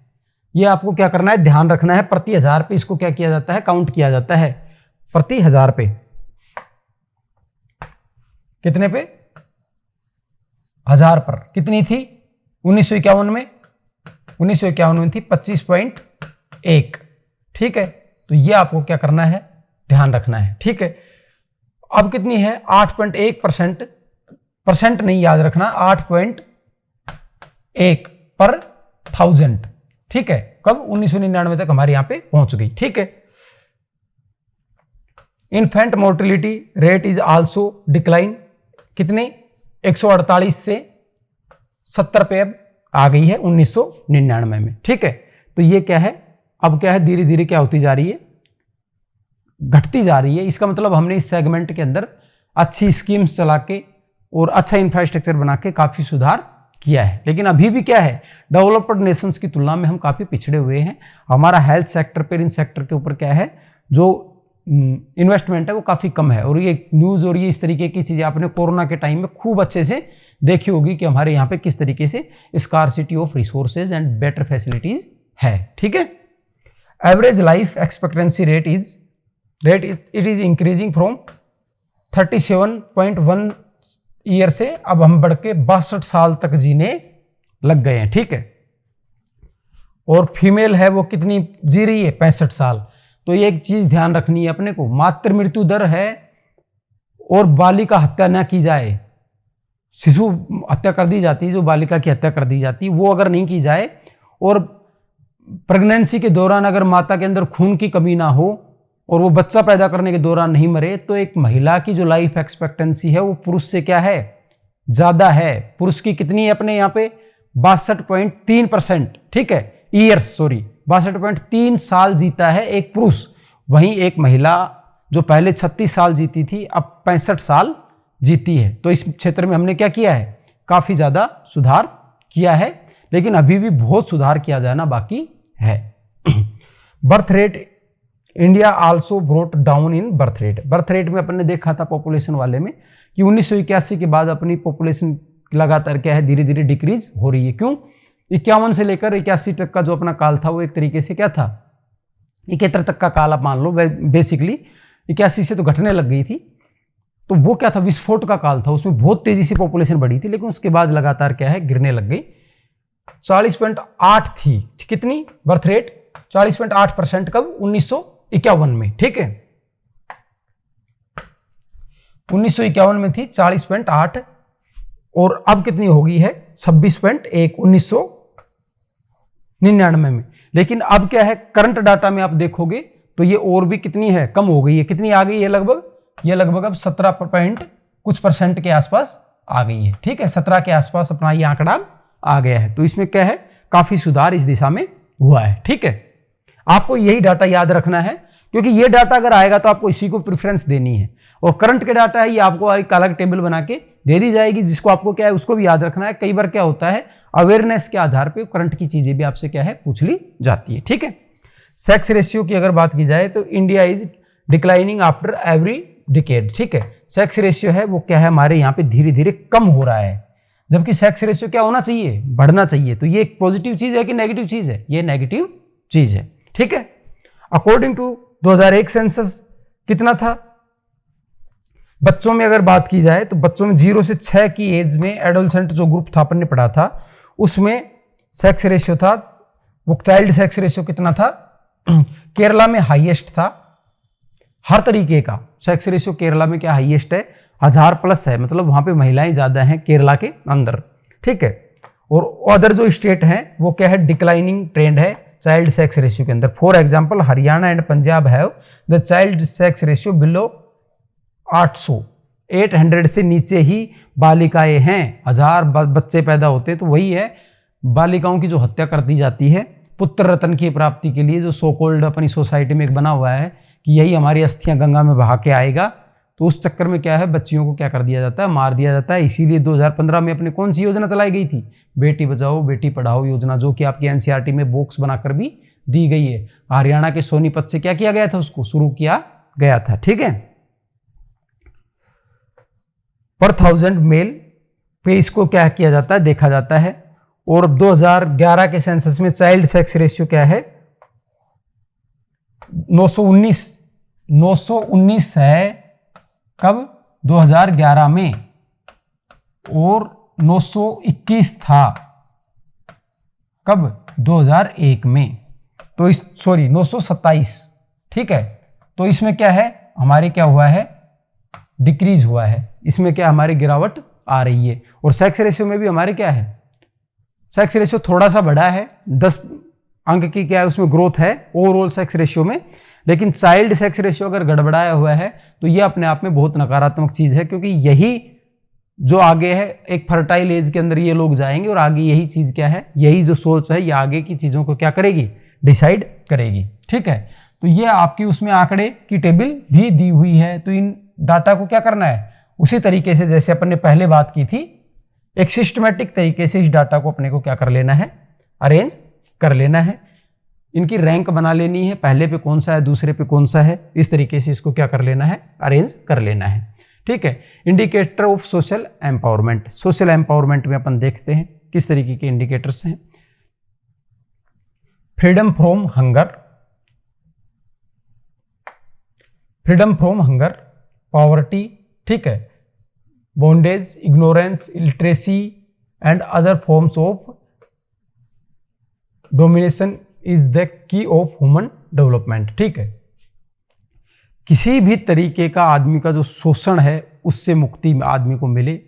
वो शोषण कौन करता है, गरीबी भी करती है, भूख भी करती है। ठीक है, और अभाव की जो स्थिति है ना, आपको ये समझना है, अभाव बंधन, हिंदी के बच्चे इसको समझ सकते हैं, इंग्लिश में तो यही टर्म आपको मिल जाएगी। ठीक है, निरक्षरता, ठीक है, और इग्नोरेंस मतलब किसी को नजरअंदाज करना। ठीक है, किसी को नजरअंदाज कर दिया जाता है ना, तो ये नजरअंदाज करना, ये सारी चीजें क्या है, किसको दिखाती है, इंडिकेटर है सोशल एम्पावरमेंट के अंदर जो एक गिरावट आती है उस चीज को क्या करता है, ये चीज शो करती है। इसको थोड़ा सा क्या करता हूं मैं आपके लिए जूम कर देता हूं ताकि थोड़ा सा दिखने में आपको ये ज्यादा अच्छा रहे। ठीक है, तो आप थोड़ा ज्यादा बेटर आप इसको क्या है देख पा रहे होंगे। कई बार स्लाइड क्या है रिफ्लेक्शन में यही तरीके से थोड़ी सी ब्लर हो जाती है। People can use their capabilities and choice by understanding the society and environment. This can happen through literacy as it opens the door of word of knowledge and freedom. भैया ज्ञान ही शक्ति है। ठीक है, नॉलेज इज द पावर। अगर आप चीज को समझ पाओगे तभी आप उसका समाधान कर पाओगे। अगर आप क्वेश्चन को समझोगे तो आप उसका आंसर कर पाओगे। अगर आप पढ़े लिखे नहीं हो तो आप बहुत सी चीजों को समझ ही नहीं पाओगे। सरकार ने कोई योजना भी चलाई है तो दूसरा आदमी आपको बताएगा, दूसरा आदमी के ऊपर आपकी डिपेंडेंसी बढ़ जाएगी। जब आपकी चीजों की डिपेंडेंसी आपकी दूसरे पे बन जाएगी तब आपके विकास की संभावनाएं क्या है, कम हो जाएगी। इसलिए मैं बार बार आपको कह रहा हूं अपनी बुक खोलकर पढ़ें। मैं जिस तरीके से आपको चीजें बता रहा हूं आप भी अपना दिमाग लगाएं। हो सकता है आप मेरे से 2 पॉइंट ज्यादा वहां पर सोच पाएं। अपने आप को एम्पावर करने पे ध्यान दें, पिछलग्गू ना बने किसी के। ठीक है, अब ये लिटरेसी इन इंडिया में बात कर रहा है। लिटरेसी किस तरीके की है इंडिया में? अकॉर्डिंग टू 2001 सेंसस इंडिया में लिटरेसी कितनी थी? 65.4 थी, जबकि फीमेल लिटरेसी कितनी? 54.16 थी। ठीक है, लेकिन 2011 में मेल जो है वो कितनी पहुंच गई है? 74, टोटल जो है वो 74.4 तक पहुंच गई है। और जिसमें मेल कितनी है? मेल है 82.1% और फीमेल है 65.46%। ठीक है, ये आंकड़े हैं, ये आपको एज इट इज याद रखने हैं। इसमें मैं आपकी कोई सहायता नहीं कर सकता। इसके पीछे के एस्पेक्ट क्या है? महिलाओं की साक्षरता कम है। महिलाओं की साक्षरता कम होने की वजह क्या है? महिलाओं के प्रति सामाजिक सोच का नकारात्मक होना। महिलाओं को क्या माना जाता है? पढ़ने के लिए और ज़्यादा दूर नहीं भेजा जाता, हमने बात की थी। या फिर उनको ये माना जाता है कि इनको जॉब करने की या कार्य करने की कोई आवश्यकता नहीं है। तो इन वजह से क्या है, महिलाएं क्या है, पिछड़ी हुई हैं। और महिला साक्षर ही नहीं रहेगी तो हमने पहले क्या देखा था? ज्ञान ही पावर है। आने वाले समय में तो जब ये इसमें पिछड़ जाएगी तो ये समाज के अंदर क्या है, पिछड़ती हुई चली जाएगी। लेकिन हमारी आबादी का कितना परसेंट है? 50% बनाती हैं आदर्श समाज में, जो कि हमारे यहाँ पे उसमें भी हम पिछड़े हुए हैं। लेकिन आदर्श समाज में महिलाएं 50% होनी चाहिए। और अगर हमारे यहाँ पे मतलब आधी महिला आधे पुरुष होने चाहिए। और अगर आधी महिलाएं जब शिक्षित नहीं है, साक्षर नहीं है, क्योंकि कहा जाता है कि महिला पहली पाठशाला होती है, किसी बच्चे की पहली शिक्षिका होती है, तो वही अगर कमजोर रहेगी तो आगे सोसाइटी की स्थिति अपने आप खराब होती चली जाएगी। ठीक है, स्टेट्स की बात की जाएगी। अब इसको हॉरिजेंटल वर्टिकल अपन जो चीज देख रहे थे कि इसका स्पेशियल डिस्ट्रीब्यूशन बता दिया इसने। ये तो टेम्पोरल एनालिसिस था। देखो मैं आपको बताऊं किस तरीके से होता है। जैसे अपने 2001 में चीज को देखा तो वो क्या था, और 11 में उसको देखा तो वो उसका टेम्पोरल एनालिसिस था, समय के संदर्भ में उसको देखा। ठीक है, अब अपन देख रहे हैं कि बिहार है, बिहार क्या है 47.53% है। ठीक है, एंड केरला कितना है 90.92% के साथ क्या है टॉप रैंकर है, जबकि बिहार क्या है एक पिछड़ा हुआ राज्य है, किसमें, लिटरेसी के अंदर। ठीक है, रीजनल डिस्पैरिटीज भी क्या है इंडिया के अंदर काफी ज्यादा लिटरेसी की देखने को मिलती है। डिस्पैरिटी हर चीज में ही देखने को मिलती है। कभी भी किसी समाज के अंदर जो सोशल जो करैक्टरिस्टिक्स हैं चीजें, इनके अंदर एक हार्मोनी देखने को नहीं मिल सकती, क्योंकि इसके पीछे बहुत सारे फैक्टर्स काम करते हैं। ठीक है, literacy rate is low in rural areas in some marginalised sections of our society like females, schedule caste, schedule tribes, agriculture labours etc। ठीक है, ये सिंपल आपको बात पहले भी आई थी कि इन लोगों का डेवलपमेंट, ह्यूमन डेवलपमेंट पिछड़ा हुआ है, वो इसीलिए पिछड़ा हुआ है। ठीक है, in spite of having some improved conditions of literacy rate in these sections, there is still wide gap between the rich and the marginalized sections। इसमें हमने सुधार तो काफी किया है, लेकिन अब भी काफी ज्यादा गैप है, काफी लंबी यात्रा हमें करनी है सामाजिक समानता और समरसता को स्थापित करने के लिए। क्योंकि जब तक आपके घर बगल में खंडर है और आपके घर शीशों के हैं तो आप ज्यादा दिन एंजॉय नहीं कर सकते। क्यों? क्योंकि किसी दिन एक पत्थर आपके भी कांच को तोड़ देगा। तो समाज में सही विकास कौन सा माना जाता है? जब समाज के अंदर पूरी तरह नहीं तो बहुत हद तक क्या हो, सिमिलरिटी हो, लोगों के पास रिसोर्स की, अपॉर्चुनिटीज की क्या हो, समानता हो, उसी को सही अर्थ में डेवलपमेंट माना जाता है। ठीक है, human development index in India, तो आपकी स्टेट की एक लिस्ट दी हुई है, उसमें वैल्यूज दी हुई है, उसको आपको क्या करना है, जो बात की थी उसको आपको उसके अंदर पढ़ना है। अब इसके कुछ जो आउटकम्स हैं जो हमने उसके अंदर देखे थे वो चीज़ें आपके लिए निकाली है, उस सेगमेंट पे अपन क्या करते हैं, बात करते हैं। Human development report in India is prepared annually by the institute of applied man power research in the supervision of planning commission. अब देखो एक नया फैक्ट जोड़ दिया, institute of applied man power research. ठीक है, institute of applied man power research. ठीक है, इसके द्वारा क्या किया जाता है, इस चीज को डेवलप किया जाता है। ठीक है, किसके सुपरविजन में, प्लानिंग कमीशन के। ठीक है, ये स्टेट और यूनियन टेरिटरीज का करता है। ठीक है, इंडिया में हाईएस्ट कौन है, हाईएस्ट है अपने केरला। लगातार भाई केरला तो अपने भाई केरला ने स्वास्थ्य के क्षेत्र में, शिक्षा के क्षेत्र में, इन हर क्षेत्र में क्या किया है, अच्छा काम किया है।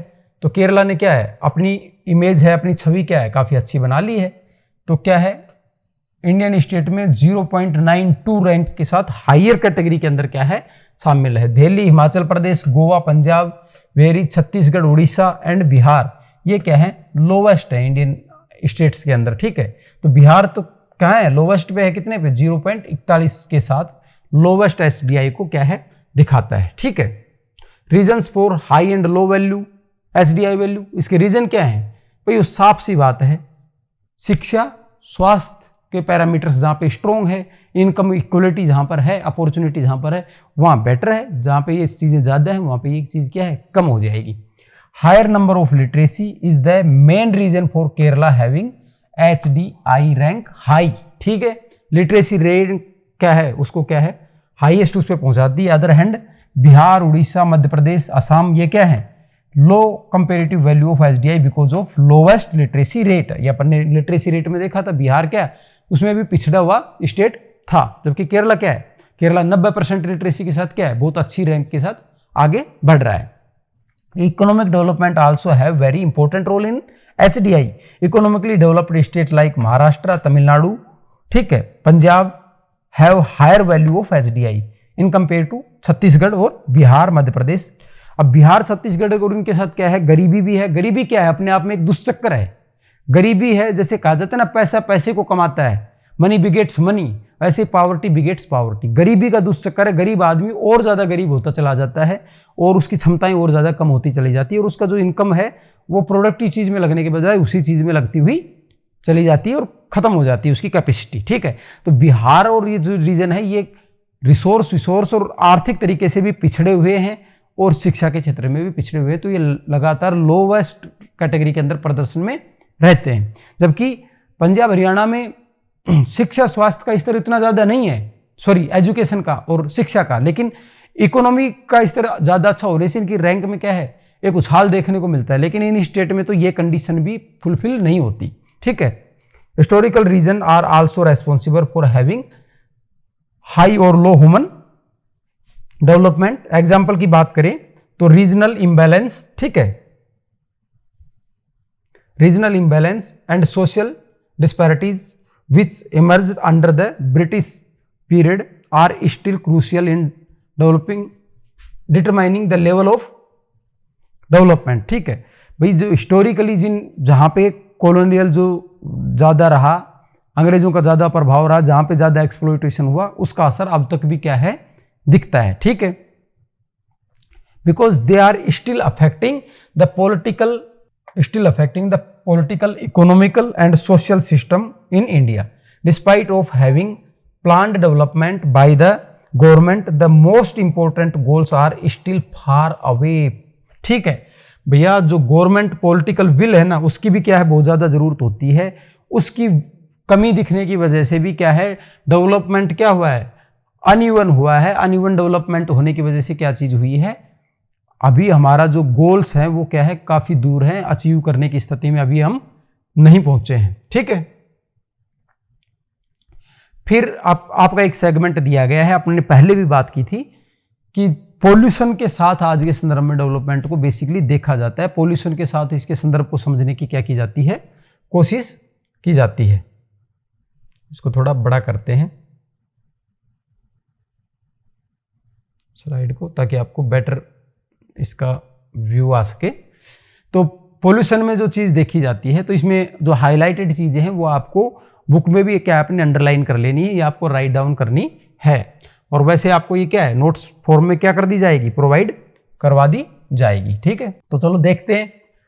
Development is important because it improves quality of life, ठीक है। लेकिन इससे क्या प्रॉब्लम आती है, रीजनल डिस्पैरिटी। अब ये पूछ सकता है आपसे कि क्या क्या समस्या पैदा करता है डेवलपमेंट, तो भैया ये समस्या आती है कई बार जब ये डेवलपमेंट प्रॉपर तरीके से नहीं होता। रीजनल डिस्पैरिटी यानी क्षेत्रीय असमानता, सोशल अनइक्वलिटी सामाजिक असमानता, ठीक है, और डिस्क्रिमिनेशन भेदभाव, ठीक है, डिप्राइवेशन या अभाव की समस्या, अभाव की स्थिति, ठीक है, डिस्प्लेसमेंट विस्थापन of people, violation of human right, मानव अधिकारों का हनन, इस तरीके की चीज़ें क्या है देखने को मिलती है। और इससे क्या होता है ह्यूमन वैल्यूज और एनवायरमेंटल डिग्रेडेशन होता है, मानवीय मूल्यों की और पर्यावरण की क्या है उसमें गिरावट आती है। UNDP in its human development report 1993 tried to amend these issues and found an important role of civil societies in bringing about peace and human development। जो सिविल सोसाइटी होती है वो क्या होती है, सिविल सोसाइटी एक एजुकेटेड लोगों का एक समूह होता है जो लगातार सरकार पे और इन पे क्या है दबाव बनाता है, मुद्दों को उठाता है। कहीं अगर किसी के साथ अनजस्टिस हो रहा है या कहीं गवर्नमेंट की जो स्कीम है वो सही तरीके से नहीं चल रही है, उन मुद्दों को उठाता है। तो क्या करते हैं सरकार के ऊपर दबाव बनाते हैं और लोकतंत्र के प्रहरी के रूप में सिविल सोसाइटीज काम करती हैं। तो ह्यूमन डेवलपमेंट की स्थिति को क्या करती हैं बेटर करती हैं। तो आपसे पूछ सकता है कि ह्यूमन डेवलपमेंट के अंदर सिविल सोसाइटी भी क्या है एक बेटर रोल प्ले करती है। तो आपका स्टेटमेंट क्या हो जाएगा, सही हो जाएगा। क्यों, this civil society can help by building up opinion for reduction in military expenditure, ठीक है, आर्म्ड फोर्सेज। इसमें देखो क्या बात बताई है, ये जो सिविल सोसाइटी है ये सरकार पे क्या करती है दबाव बनाती है कि वो लोक लुभावनी चीज़ों पे खर्च ना करे, सेना जैसे अनुत्पादक चीज़ के ऊपर बहुत ज़्यादा खर्च ना करे, सरकार का खर्च करे शिक्षा स्वास्थ्य जैसी मूलभूत चीज़ों के ऊपर ज़्यादातर खर्च करे। तो ये दबाव बनाने का काम कौन करता है, सिविल सोसाइटी करती है। क्योंकि जो सेना पे खर्च किया जाता है, ठीक है, और आर्म्ड फोर्स सेना पे एक तरीके से सुरक्षा पे इन चीज़ों पे जो खर्च किया जाता है वो अनप्रोडक्टिव खर्चा माना जाता है, उसको उत्पादक खर्च के कैटेगरी में शामिल नहीं किया जाता, ठीक है। The view of these approaches are presented by new Marxism और एनवायरमेंटलिस्ट और रेडिकल इकोलॉजिस्ट। अभी ये टर्म है, ये आपको याद रखनी है, न्यू माल्थीजियन एनवायरमेंटलिस्ट, ठीक है, और रेडिकल इकोलॉजिस्ट है। ये क्या है, इस चीज पे बल देते हैं, किस पे, एनवायरनमेंट वाले एस्पेक्ट के ऊपर बल देते हैं कि ये एनवायरनमेंट सोशल और जो कल्चरल एनवायरनमेंट है ना वो भी क्या है, और नेचुरल एनवायरनमेंट क्या है, हेल्दी होना चाहिए, तभी डेवलपमेंट है। आपने जीडीपी ग्रोथ रेट अचीव कर ली, आपने गुड्स एंड सर्विस का प्रोडक्शन बहुत ज़्यादा बढ़ा दिया, लेकिन आपने बहुत ज़्यादा पॉल्यूशन क्रिएट कर दिया, तो आने वाले समय में आपकी सोसाइटी सस्टेनेबल नहीं रह जाएगी और आपका ग्रोथ है वो किसी काम की नहीं रह जाएगी। तो माल्थस और ये सारी जो थ्योरी अपन ने पढ़ी थी जनसंख्या में, माल्थस महोदय क्या कहते थे कि संसाधन है वो कैसे बढ़ते हैं, वो बढ़ते हैं 1, 2, 3, 4, और जनसंख्या कैसे बढ़ती है, वो बढ़ती है 2, 2 से 4, 4 से 16, 16 ऐसे बढ़ती जाती है ज्योमितीय गति से, ठीक है। तो ज्योमितीय गति और गणितीय गति से बढ़ती है, और इससे क्या होता है कि एक टाइम आएगा जब क्या है सब चीजें कोलैप्स हो जाएगी, ठीक है। These thinkers argued to maintain a balance between population and resource before starting any development activity। ये कह रहे हैं कि भैया जनसंख्या और विकास के बीच में आपको एक सामंजस्य बनाना पड़ेगा, वरना इस चीज का कोई रोल नहीं रह जाएगा, आपके डेवलपमेंट की कोई फायदा नहीं रह जाएगा, आप उसका लाभ नहीं ले पाओगे, ठीक है। अब अपने कौन हुए हैं ऐसी बातें करने वाले, ऐसे शख्स कौन है अपने देश में? अपने देश में ऐसे शख्स हुए महात्मा गांधी जी। महात्मा गांधी जी ने क्या बात कही थी? उन्होंने कहा था earth can fulfil the need of every person but not the greed of a single person, कि धरती क्या है, सभी व्यक्तियों की आवश्यकता तो पूर्ति कर सकती है, लेकिन किसी भी व्यक्ति का लालच की पूर्ति अर्थ है वो नहीं कर सकती, ठीक है। तो उन्होंने क्या बात कही थी? उन्होंने कहा था कि हमें डेवलपमेंट को इस तरीके से करना चाहिए कि जो वीकर सेक्शन है उसको भी चीजें मिले, जो हायर है, जो चीजें परचेज कर सकते हैं वो ओवर कंजप्शन ना करें। जैसे अपने जैन धर्म में भी अपरिग्रह का सिद्धांत दिया गया है। अपरिग्रह क्या है कि आप अपनी जरूरत की चीजें लें, अनावश्यक वेस्टेज ना करें, चीजों को खराब ना करें, पर्यावरण को ज्यादा क्षति ना पहुंचाएं, ठीक है। Along with Malthus, Mahatma Gandhi was also supporter of balance and harmony between population and resources, ठीक है। उन्होंने ये बात कही थी कि भाई इंडस्ट्रियलाइजेशन है और ये इंस्टीट्यूशनलाइजेशन है, ये क्या है, ये लॉस करेगा किसका, मोरलिटी का, स्पिरिचुअलिटी का और सेल्फ रिलायंस का, ठीक है, नॉन वायलेंस का। क्यों करेगा?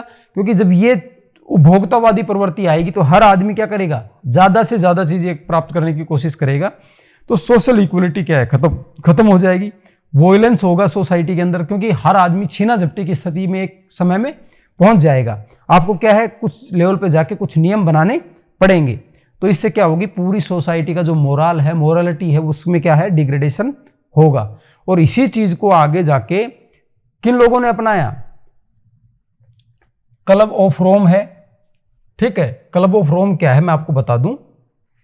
क्लब ऑफ रोम की एक रिपोर्ट आई थी, लिमिट्स टू ग्रोथ, ठीक है, ये देखो लिमिट्स टू ग्रोथ 1972 में। इसी के बाद सस्टेनेबल डेवलपमेंट की कंसेप्ट पे बात होनी शुरू हुई थी। लिमिट्स टू ग्रोथ बुक आई थी 1972 में, और 1972 में स्टॉकहोम सम्मेलन हुआ था, और उसमें पहली बार किसकी बात की गई थी? सस्टेनेबल डेवलपमेंट की, ठीक है, स्टॉकहोम सम्मेलन में। और फिर रियो डी जेनेरियो में सम्मेलन में 1993 में इसको काफी अच्छे से क्या किया गया था, डिस्क्राइब किया गया था, ठीक है, जिसे क्या बोला जाता है, रियो कॉन्फ्रेंस बोला जाता है, जिसमें इसको काफी अच्छे से डिस्क्राइब किया गया था, ठीक है। अब बात आ रही है कि गांधी जी की जो अप्रोच थी इसको किन किन लोगों ने अपनाया। तो भाई इस अप्रोच को अपनाया क्लब ऑफ रोम ने, लिमिट्स ऑफ ग्रोथ 1972 में, जिसमें स्टॉकहोम की जो समिट हुई थी जिसमें सस्टेनेबल डेवलपमेंट की बात की थी, वहां इस चीज को देखा गया। फिर सुमाकर की एक कंसेप्ट आई थी, स्मॉल इज ब्यूटीफुल, बुक का नाम था स्मॉल इज ब्यूटीफुल, 1972 में आई थी। उन्होंने भी जो गांधीयन थ्योरी थी इसके ऊपर बल दिया था, इस चीज को अपनाने पे बल दिया था। फिर ब्रंटलैंड कमीशन की रिपोर्ट आई थी, ठीक है, आवर कॉमन फ्यूचर, ठीक है, 1987 में। तो आवर कॉमन फ्यूचर नाम की बुक आई थी, तो रिपोर्ट आई थी पूरी इस कमीशन की। और सुमाकर महोदय की बुक आई थी small is beautiful, club of Rome की रिपोर्ट आई थी लिमिट्स टू ग्रोथ, ठीक है। तो ये दो रिपोर्ट थी 72 की और 87 की, और सुमाकर की बुक थी। और फाइनली एजेंडा 21, जिसे रियो समिट, रियो कॉन्फ्रेंस भी कहा जाता है, 1993 आई थी। ये सारी किस चीज की बात करती थी? ये बात करती थी सस्टेनेबल डेवलपमेंट की, जिसके बारे में पहले किसने बात की थी? गांधी जी के बारे में, गांधी जी ने। तो अब आपको क्वेश्चन क्या दे सकता है? क्वेश्चन दे सकता है महात्मा गांधी जी ने जो सस्टेनेबल डेवलपमेंट की बात की थी कि earth can fulfil the need of every person but not the greed of a single person, जो बात की थी गांधी जी ने, वो बात कहाँ कहाँ रिफ्लेक्ट होती है या उसे कहाँ कहाँ इस्तेमाल किया गया? 4 ऑप्शन दे देगा। क्लब ऑफ रोम की रिपोर्ट 1972 लिमिट्स टू ग्रोथ, तो आपका हो जाएगा ऑप्शन सही। दूसरा दे देगा शुमाकर्स रिपोर्ट स्मॉल इज ब्यूटीफुल 1974, किस हो जाएगा गलत। क्यों? क्योंकि शुमाकर की रिपोर्ट नहीं थी, क्या थी? बुक। तो इस चीज पे भी ध्यान देना है, ठीक है। और फिर ब्रंटलैंड कमीशन रिपोर्ट अवर कॉमन फ्यूचर 1987, तो हो जाएगा सही। और फिर लास्ट में फाइनली एजेंडा 21, जिसे रियो समिट भी कहा जाता है, जिसमें सस्टेनेबल डेवलपमेंट की बात की गई थी, ठीक है। तो ये ह्यूमन डेवलपमेंट देखो आप किस तरीके से एक जर्नी है। हमने देखा कि भाई पहले इसके अंदर साक्षरता और इनकम, इन चीजों को देखा जा रहा था, लेकिन अब धीरे धीरे क्या है, इसके अंदर पर्यावरण के एस्पेक्ट को भी जोड़ दिया गया है। अब हमने क्या बना लिया है, हमने पहले मिलेनियम डेवलपमेंट गोल्स बनाए थे। मिलेनियम डेवलपमेंट गोल्स के बाद 2015 में जब मिलेनियम डेवलपमेंट गोल्स के 15 साल की अवधि पूरी हो गई, तो अब हमने बना लिए सस्टेनेबल डेवलपमेंट गोल्स। यानी अब हमें ग्रोथ भी करनी है, लेकिन उसे सस्टेनेबिलिटी के साथ करना है। अगर ग्रोथ सस्टेनेबल नहीं है तो हमारा डेवलपमेंट भी सस्टेनेबल नहीं रहेगा और उसका लाभ आने वाली पीढ़ियों को नहीं मिल पाएगा। तो आज का अपना चैप्टर था डेवलपमेंट को, अपने ह्यूमन डेवलपमेंट एस्पेक्ट को हमने इंडियन कॉन्टेक्स्ट में देखा, और इंडियन कॉन्टेक्स्ट में हमने बेसिकली बातें की पिछली क्लास के साथ लिंकअप करते हुए। इसे कौन जारी करता है? इसे जारी करता है इसे जारी करता है UNDP, United Nation Development Programme. HDI नाम से इसको क्या करता है? जारी करता है। 0 से 1 के बीच रैंक दी जाती है, और 3 इसके अंदर पैरामीटर हैं, एजुकेशन है, हेल्थ है और GDP पर कैपिटा है, ठीक है। उसके बाद इसके अंदर समय समय पे और भी चीजें जोड़ी गई हैं, लेकिन ये जोड़ने हटाने का काम कौन करता है? UNDP ही करता है। इंडिया में ऐसा ही काम कौन करता है? इंडिया में यही काम करता है प्लानिंग कमीशन। प्लानिंग कमीशन 2015 में समाप्त कर दिया गया, जो कि आपकी इसमें नहीं दिया गया, लेकिन अगर हो सकता है अवेयरनेस के तौर पे आपसे पूछ ले, तो अब यही काम कौन करता है? नीति आयोग करता है। कुछ टेबल्स में आपके जो डाटा थे, स्टेट्स की बात की थी, तो हमने स्टेट्स में देखा था कि केरला है जो हेल्थ एजुकेशन सेक्टर के अंदर क्या है, काफ़ी अच्छी परफॉर्म करता है। तो इस वजह से वो सेक्स रेशियो और अदर एस्पेक्ट, जितने भी एस्पेक्ट है उनके अंदर लगातार टॉप मोस्ट स्टेट बना हुआ है। जबकि सोशल और कल्चरल कारणों की वजह से और ज्योग्राफिकल फैक्टर्स की वजह से जो गंगेटिक प्लेन के जो स्टेट्स हैं वो, और विशेष करके बिहार, छत्तीसगढ़, झारखंड वाला जो रीजन है, वो लगातार अंडर डेवलपमेंट की स्थिति को दिखा रहा है। वहाँ भी बहुत ज़्यादा समानता और समस्या देखने को मिल रही है। इन सारे सेगमेंट को अपने आप को कंक्लूड करना है, और आपको समर्थ एग्जाम प्रेप की क्या है, ऐप को क्या कर लेना, डाउनलोड कर लेना, ताकि आपको मेरे सब्जेक्ट के और अदर सब्जेक्ट जो आपका कोई आप डोमेन में चूज कर रहे हैं, तो उसके वीडियो आपको कंटिन्यूएशन में वहाँ पे प्राप्त हो सके, और जो आपको रिसोर्स मटेरियल्स हैं, जो अदर PDF हैं वो, या टेस्ट्स हैं, जो आपको कंटिन्यूएशन में वहाँ पे प्राप्त हो सकें। तो आज की क्लास के लिए थैंक यू वेरी मच।